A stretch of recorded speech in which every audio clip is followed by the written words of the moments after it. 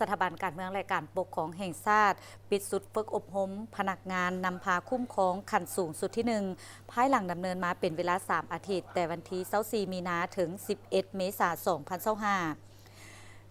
ในเมื่อวานนี้11เมษายน2025สถาบันการเมืองและการปกครองแห่งชาติได้ปิดสุดฝึกอบรมพนักงานนำพาคุ้มครองขั้นสูงสุดที่1โดยการเป็นประธานของสหายนางสีใสหรือเดชมูลสอนหัวหน้าคณะจัดตั้งศูนย์กลางภาค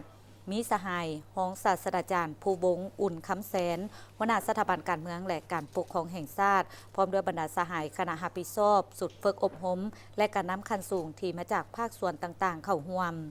สุดฝึกอบรมได้มีบรรดาสหายพนักงานนำพาคุ้มครองขั้นสูงที่อยู่ภายในแผนกำหนดพนักงานนำพาคุ้มครองโดยได้รับการคัดเลือกจากคณะเลขาธิการศูนย์กลางภาคมีผู้เข้าร่วมฝึกอบรมทั้งหมด43สหายหญิง9สหายมาจากบรรดากระทรวงองค์การขั้นศูนย์กลาง25สหายมาจากบรรดาแขวงนครหลวง18สหาย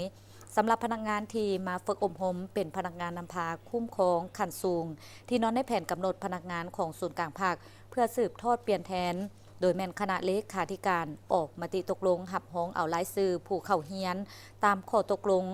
458ทับคลสพลงวันที่17มีนาคม